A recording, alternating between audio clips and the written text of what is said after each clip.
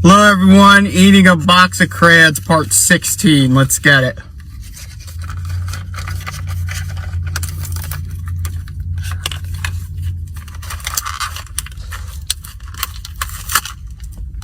Tasty. Hey, subscribe my YouTube channel, follow my TikTok, Instagram, next, I'm gonna throw out by it. Oh, it's the kid getting words. Podcast on blast, giving you the real talk, no holding back. Can't get any worse, we'll make you see. There's always a silver lining. We'll set you free, so join the movement. Let's change the game with the Can't Get Any Worse podcast. What's going on, everyone? Welcome back to the Can't Get Any Worse podcast. How are we all today? I hope we're all well on this beautiful public holiday here in the land of Australia. I suppose it would actually be a global holiday, wouldn't it? Seeing as Easter is worldwide, depending on what country you live in. But just going to straighten this mic arm a little bit because it's fucking pissing me off in the camera. Anywho, what a week it has been, and we're going to rip right into it. But before we do, what the fuck is this crazy bloke on about in my opening clip here? Let's hit play.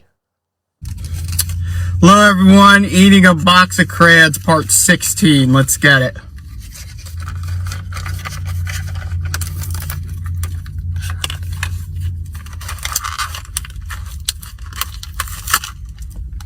Tasty. Hey, subscribe my YouTube channel, follow my TikTok, Instagram, next, I'm gonna throw out by it. What the fuck? Part 16. Where is part 1 to 15? You know what I mean? When did this become a series? When did Netflix give the green light on this? Because I don't know who out there wants to see this shit. But I'm not going to lie. I am partially intrigued. I do want to see if this guy will ever achieve his dream of eating an entire box of crayons. Now, when he says, I'm going to eat a box of crayons, he genuinely means it for our audio listeners. He is eating the box and all. But yeah, old mate here, he's just the Jimmy Judge of preschool supplies. So, oh my God. But anyway, speaking about colouring in, this wasn't actually on my run list. Run sheet? Run list sounds fucking weird. I don't know why I said that. But literally this morning, it's about 6 o'clock this morning, both boys decide to wake up early. And Nikita's trying to have a little bit of a lie-in. And I go, all right, boys, come out to the lounge room. Westy won't budge. So P comes out. I go, what do you want to do? And he goes, oh, can we do some colouring in? And I'm like, sure thing, we can colour whatever you want.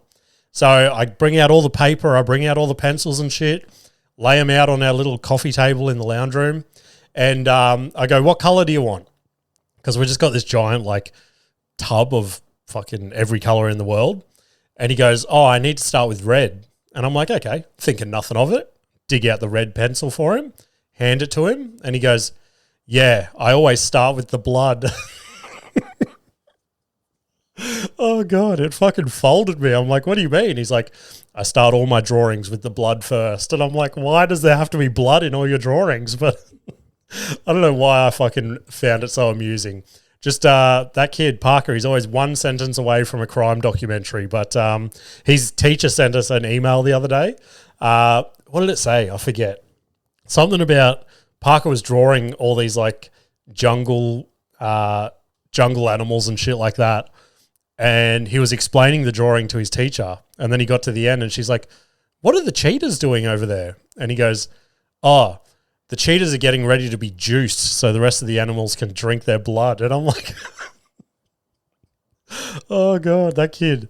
He has a couple of loose marbles going on in that head of his. But yeah, we'll keep moving forward. But before we do, guys, we're going to crack this delicious can of Celsius. 3, 2, 1.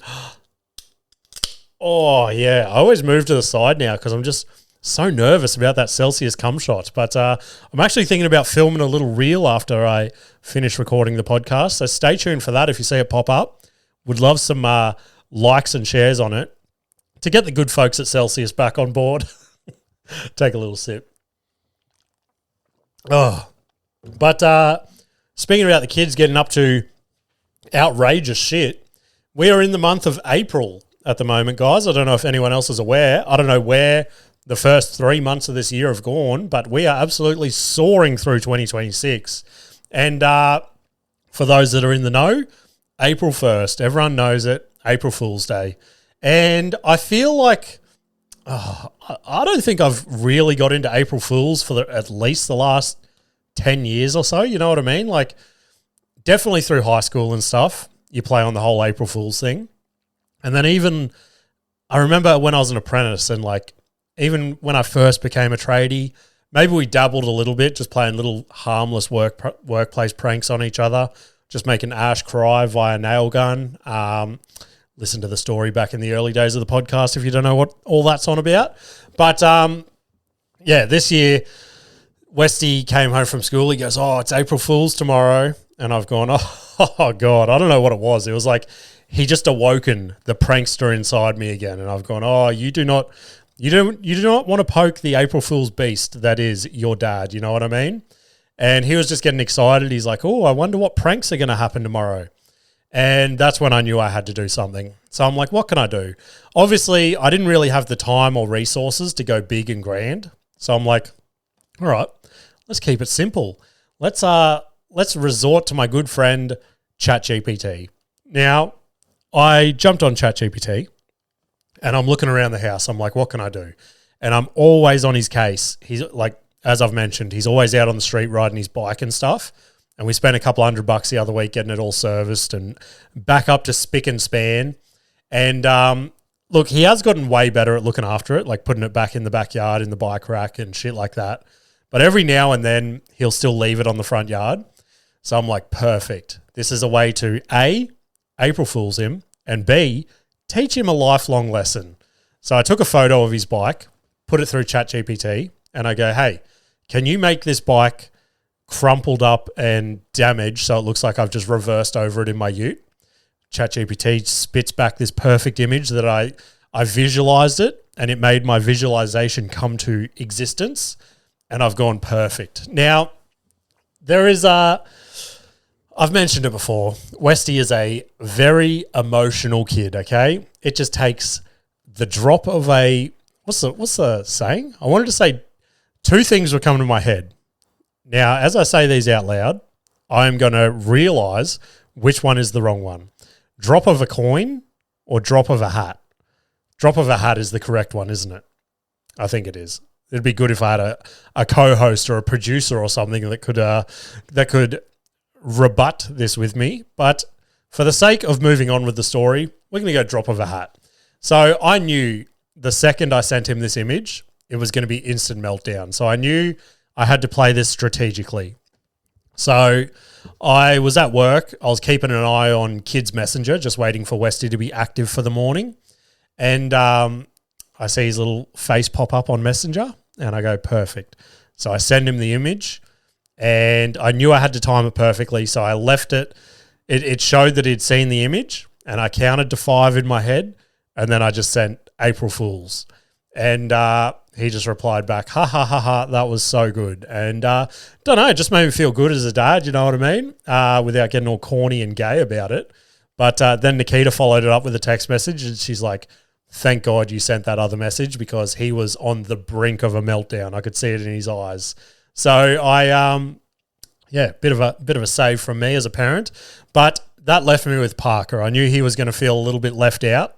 And I'm like, what can I do for this kid? Now, he is just tangled up in the world of like make-believe and mystical beasts and shit like that. He gets into all the stuff that may or may not have existed back in the olden days, depending where your brain is at, like dragons and dinosaurs and shit like that.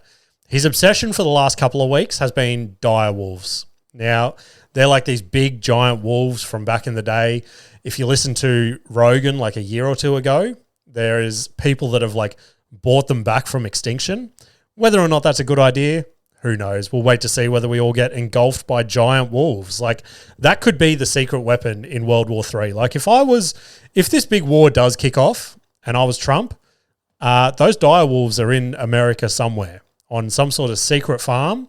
I would be going there and going, I will give you $1 million per dire wolf just to fly them over and do whatever you need to do. You know what I mean? Now, as I said that, I don't support fucking what's going on or anything like that. This is a comedy podcast, just trying to have a bit of fun, you know what I mean? So let's get right back to the comedy and dig myself out of that hole. So I snapped a little photo of our dog Bailey, our dumb Dalmatian dog.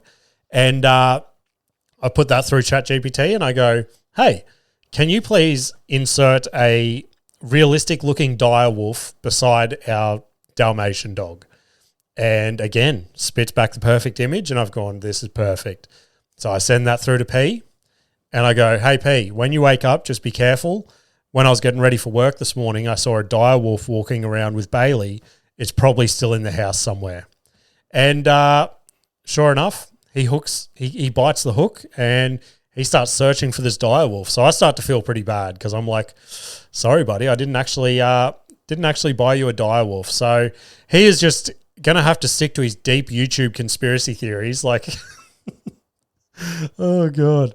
Unfortunately, unless these clones or whatever they are do come to existence. What the fuck is existence? That's what I was supposed to say.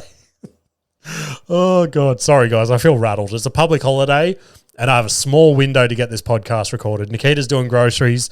The boys are up the road at one of their friends' houses, and I'm just ripping right in. So I don't even know how long this episode is going to go for. But anyway, let's bail out of Parker waking up wanting to hunt a wolf into, look, I don't want to be that guy, okay? But over the last maybe 6 months or so, I feel like I'm becoming that guy. I feel like I am becoming the number one critic of service station workers. And I don't know what it is. I don't know if my personality and their personality just don't click or something, but they always just do shit to irritate me. So this week, went to a servo, put some fuel in, some overpriced fuel, as I've mentioned, and I had both the boys with me. So I've mentioned they're both collecting the NRL trading cards at the moment. It's a fun little thing the three of us are doing. It's fun to buy a pack, come home, crack open their folders, start putting in the cards that they're missing and shit. And it's just got me all tangled up in the world of trading cards and shit. And I am this close. I am on the cusp of buying a pack of UFC collector cards because I have been Googling them and my God, do they look sick. Like you can get UFC cards that have like parts of the fighter's fight kit, like sewn into the trading card, parts of the UFC canvas, part of the UFC fighter's gloves. Like that shit is so fucking cool. So I don't know. I think I'm going to pull the trigger eventually, but they seem pretty scarce in Australia. So I don't know. If anyone knows where I can get some UFC trading cards, hit me up. That and basketball cards I've been looking at. So I don't know.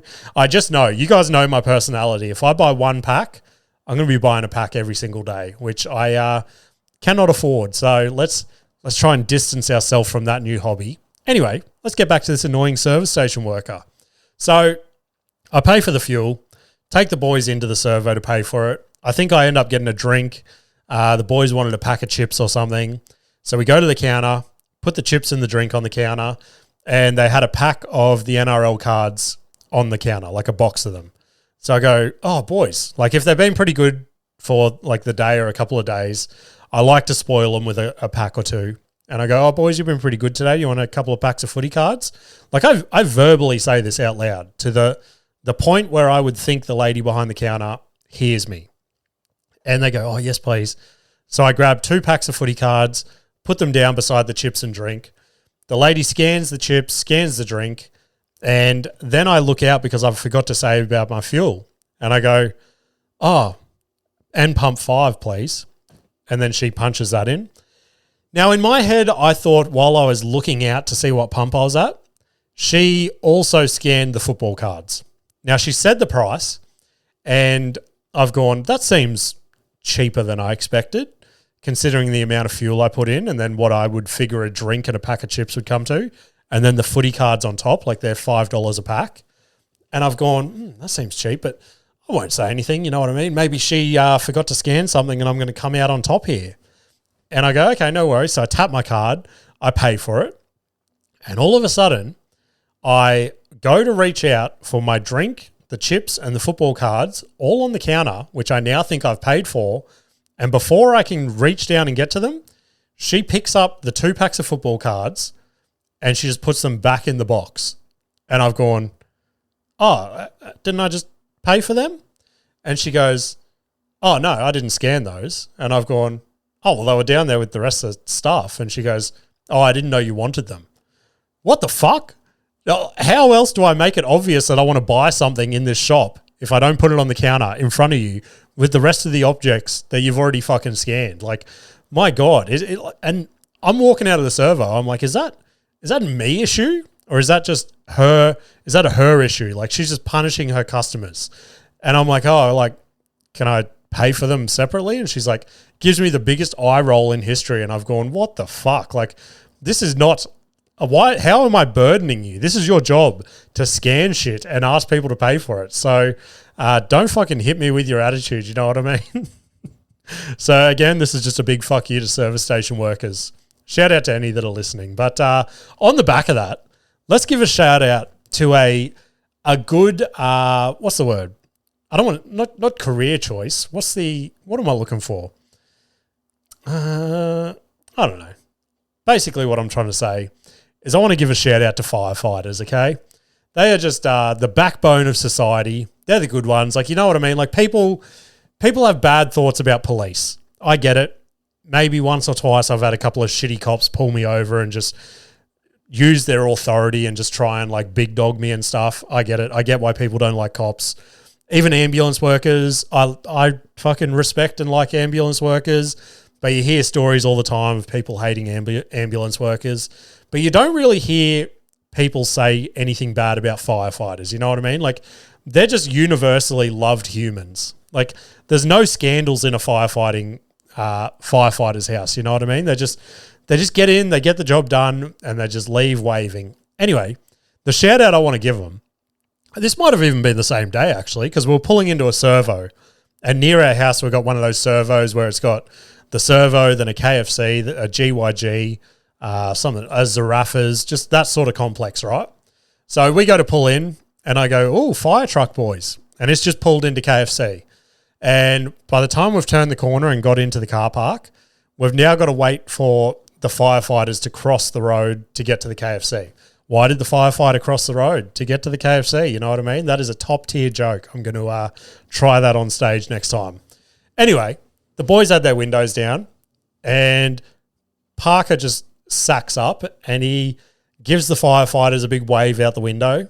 And without hesitation, all three of these firefighters, big beefy looking blokes, big thick mustaches I could only dream of having, you know what I mean? Like, look at this bad boy. This bad boy's actually starting to pop. I haven't gone all out and shaved like the sides low yet. I'm just waiting until the mustache gets a bit thicker.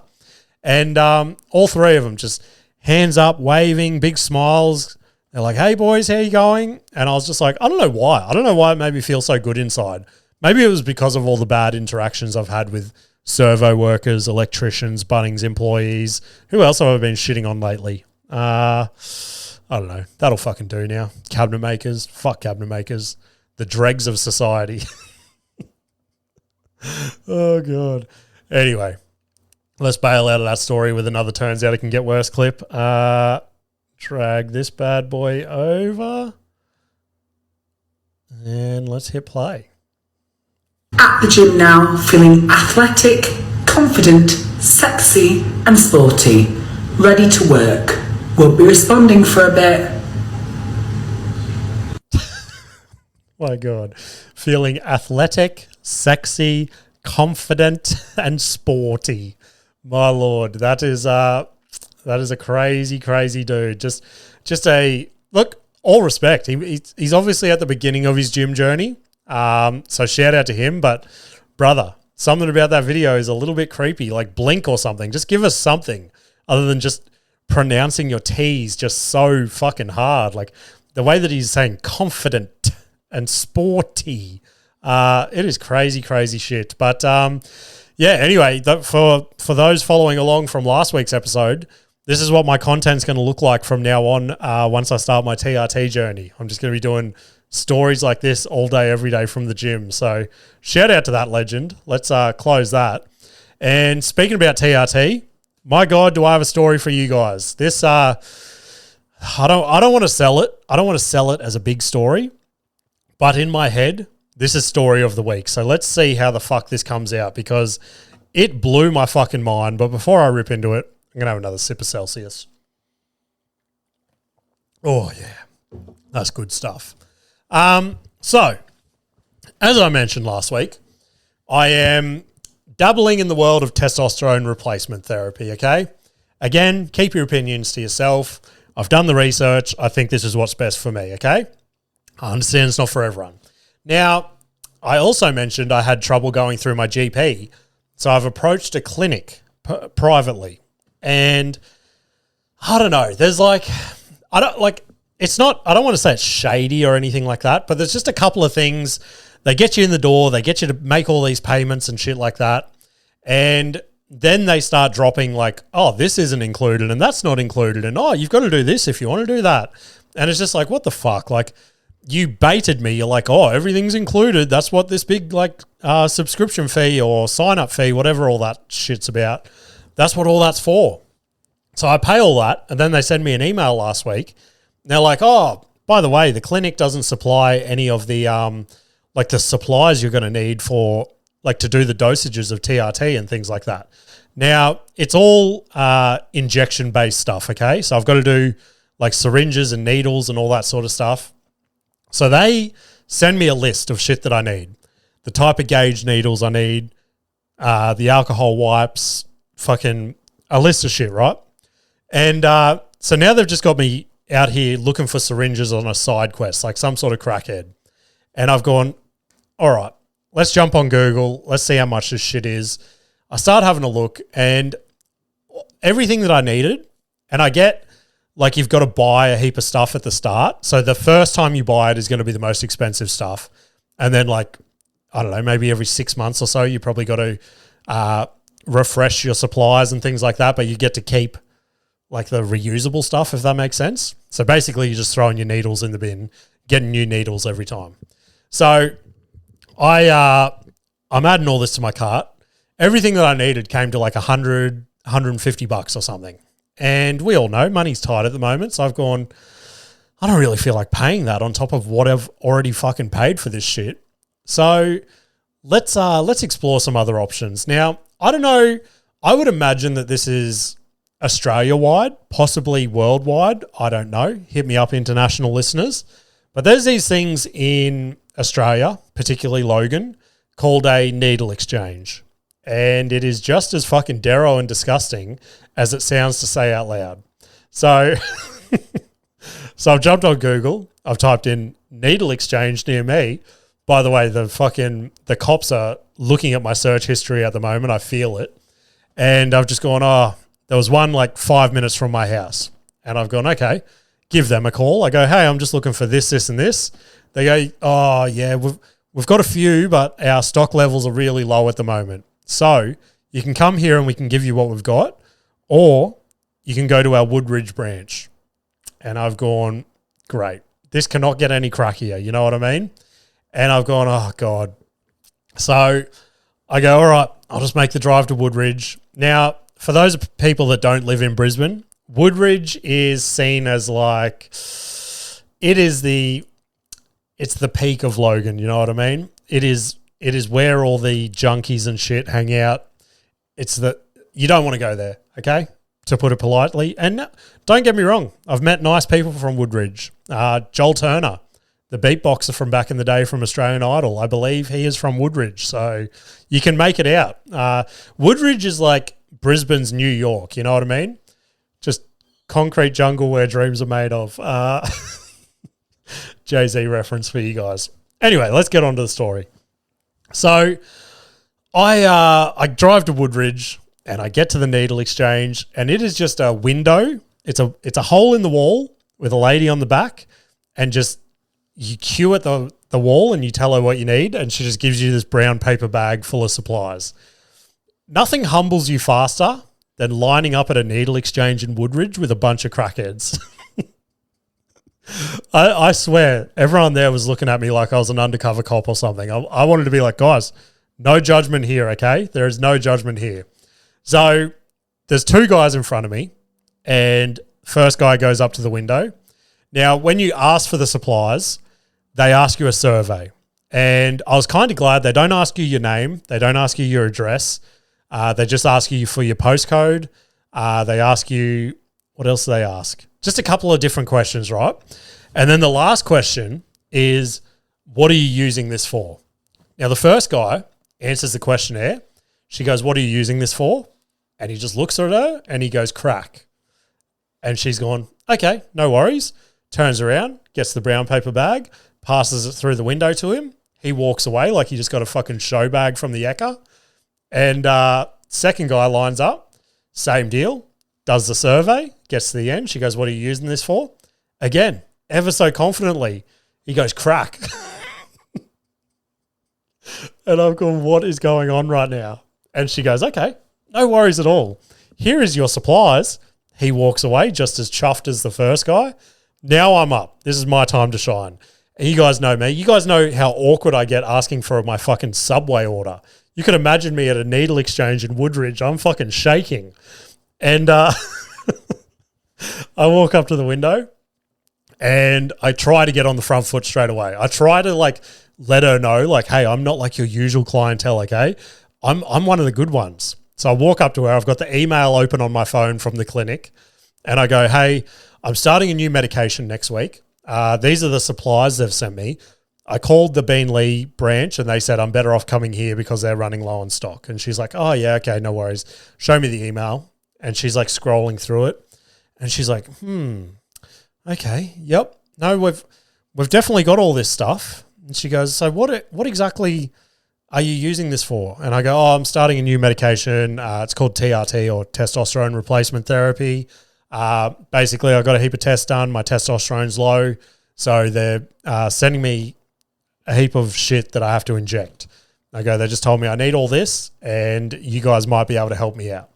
Straight away, she's just like, I'm getting interrogated way more than the previous two people who had no emails from any doctors, had fucking nothing other than sores and fucking skin missing off their face from where they've been peeling 24/7. And she goes, okay, it's not really what we do around here. And I've gone, oh, okay, I completely understand. I go, but like, do you have the supplies? And she goes, yeah, like I guess we can give them to you. And I've gone, what the fuck is going on right now? Like I was so confused in my head. And she goes, all right, let me get them for you. Turns around, fills the bag up with everything I needed. She passes them through to me and she goes, look, I don't think you can come back here. Like this isn't really what we do. And I've gone, oh, I understand that. I go, but like, surely I can just come and get some more like needles when I need them. She's like, no, it's not really what this whole program's built on. And I was like, in my head, I'm like, the last two people literally looked you in the eyes and said, I'm using these for crack, and you had no fucking issues.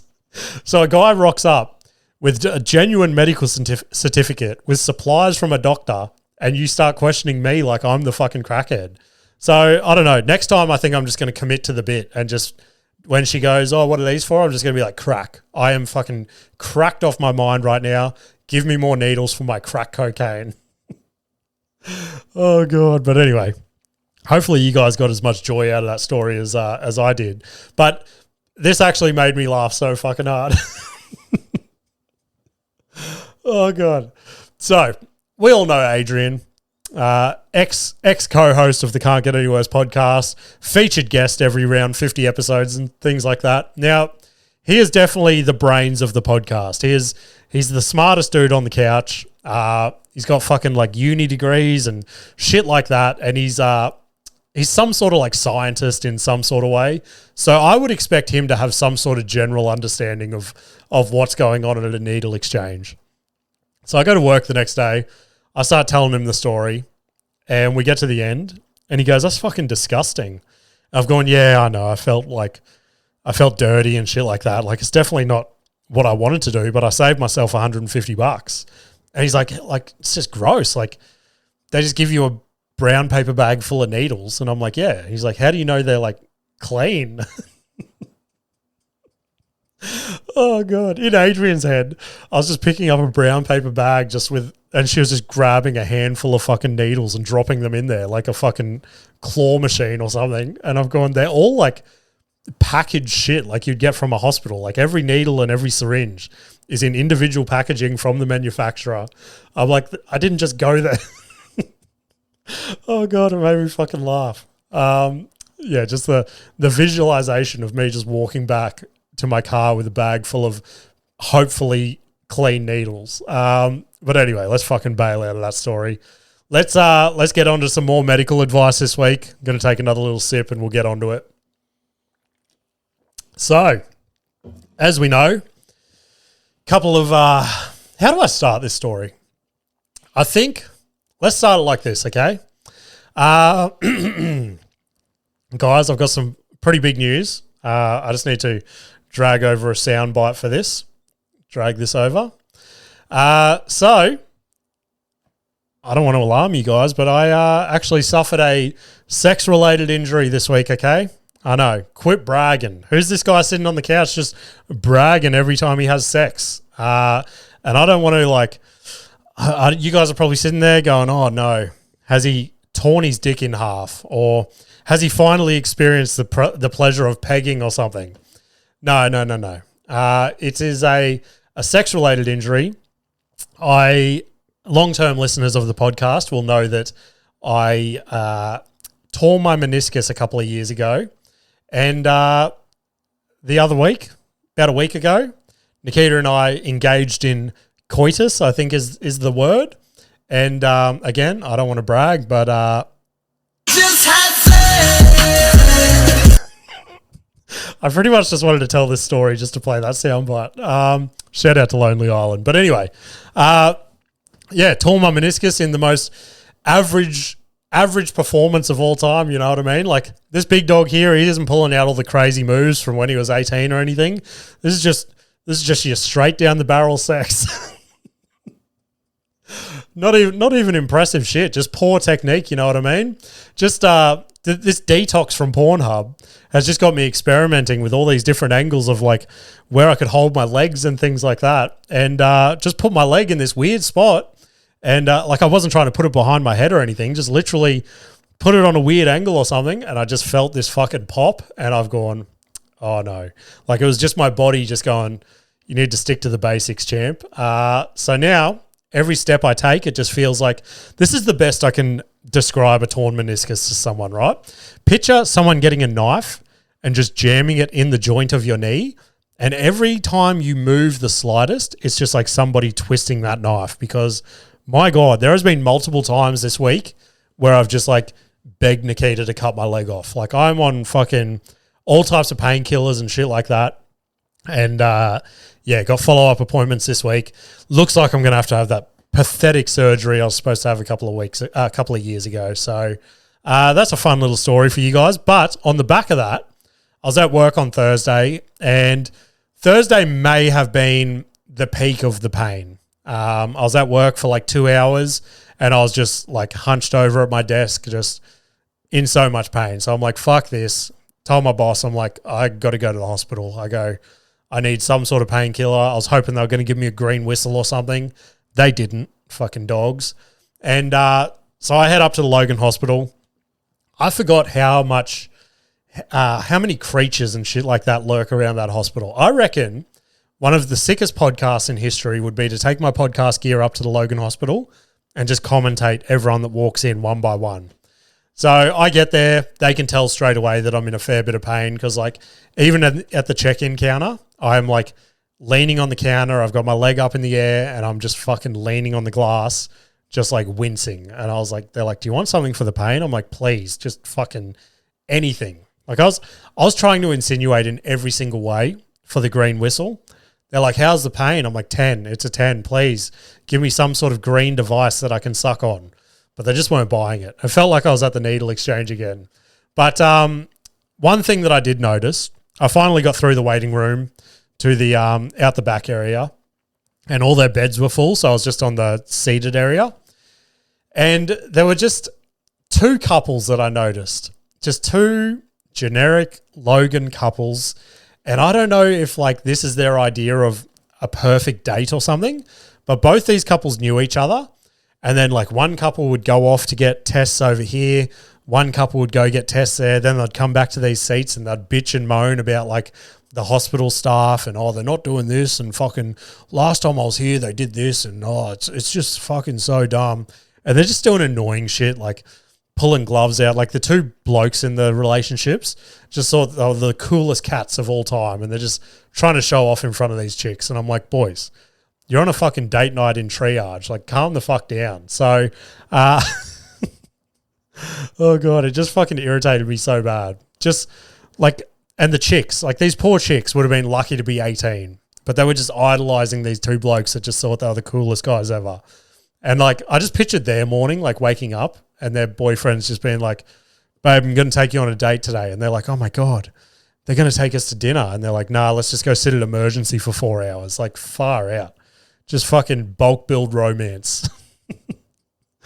Oh God. Anyway, guys, let's play another Turns Out It Can Get Worse clip. This character is fucking outrageous. He is literally a character. Let's hit play. Hey guys, just throwing a new character out there. Bingus. I don't know. Bingus. Bingus. Would love for it to go viral, but, you know, it's alright if not. See you later.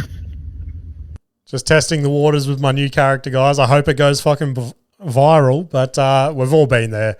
The amount of times I've done dumb shit just hoping, oh God, I hope this video goes viral. But yeah, my God, what an outrageous clown style makeup. Would you even call that a clown? I don't know. A clown, or you know who he looks like? When any of my old school Simpsons fans, when Homer made the makeup gun and shoots Marge in the face. That's what this guy looks like. Just a fucking clown from Temu. Anyway, let's rip into my week in comedy. Before we do, I'm going to have another sip of Celsius. Sip of Celsius just rolls off the tongue so well. Oh.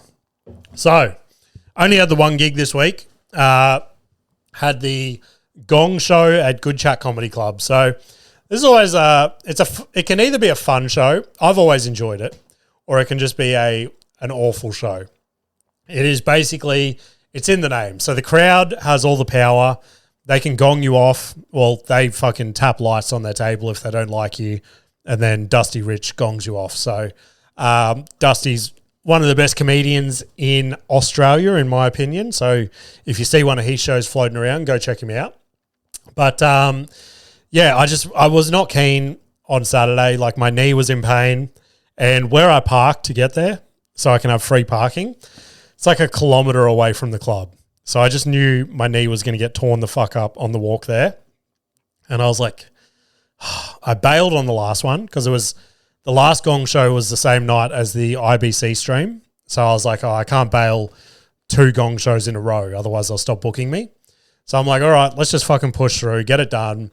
I was just in a mood. I was fucking depressed because of my knee. I was just over everything. And I'm like, all right, let's just go try and make some people laugh. I'm in a like little rut again with comedy as well. Like, I looked at my calendar this week. I've got nothing booked for the next 2 weeks. So after the podcast today, I'm going to be shooting a couple of DMs to some room runners, just going, hey, any dropouts or fill-ins, shoot your boy a message. Anyway, I get to the gig. And it actually turned out to be pretty sick. I had a couple of mates on the lineup. So as soon as you get to a gig and you've got mates there and you're all just bantering out the back, just telling each other how gay each other are, just telling each other how hard they're going to bomb, and you've never written a good joke in the entire time I've known you, there's just something uplifting about that as a comedian. So it's good. It's good to have those people in your corner. But anyway, the show kicks off. It's a sold-out crowd, and the anxiety I get from this show is it's a random bucket pull, so you don't know where you're at on the lineup. So you're just waiting out the back like lambs to the slaughter, just waiting to go out there. And I ended up going, I forget the exact place I went, but it was around the middle. So that's perfect, I reckon. Like, on the Gong Show, you want to go middle to end because that's when the crowd's going to remember you most for the final. And yeah, I just ended up, I was going to do all new shit. That was my thought leading there. And when I got there, my mates were like, why would you do new shit when there's $200 on the line? If you win the Gong Show, you get $200, which is $1 million in comedy world. And I was like, oh, fuck, you're probably right. So I was looking at the rest of the lineup and I'm like, I don't want to like be overconfident, but I think I might have a chance. Like the usual people that win the Gong Show, they're down in Melbourne at the moment for the Melbourne Comedy Festival. So I was like, fuck, all right, let's have a quick look at my notes. I'll just pick 3 or 4 of my like classic jokes. And the other thing with the Gong Show is you've just got to be like punchline after punchline after punchline. You can't tell long-winded stories or the crowd gets bored. So I just picked like 4 jokes and I just like rapid fired them. Like I didn't, usually all the pauses and things like that I've built up in these jokes, I just dropped them and I was just speeding through these jokes and I just had the crowd just that rolling laughter like the whole time. It was just 3 minutes of pure chaos. It was sick. And I ended up crushing. So I made it through to the final. And the one annoying takeaway I'll have for the night is I got off stage and there's a guy in the comedy scene that was there who he's very respected, let's say that. And like I love the dude. He's always looked after me in comedy, runs rooms, things like that. And he's now the booker for Good Chat Comedy Club. So he just happened to be there on the night. And he came up to me after. He's like, that cancer joke is probably the best joke I've ever heard you write. And I was like, oh, fuck, thanks. I'm like, I wish you could have heard it how it's supposed to be. And I started to tell him about like the pauses and usually I do this here and this here, this there.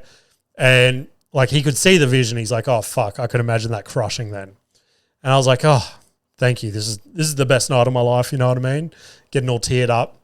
And then the final came and I was just expecting the usual. I was like, oh, I always make it to the final and then I always get voted out first. And it starts kicking off. There were 6 of us in the final and everyone just starts getting kicked off and I'm still up there. And it was down to me and another bloke and I've gone, oh my God, it's finally my time. It's finally my time to shine. And lost again. Came second.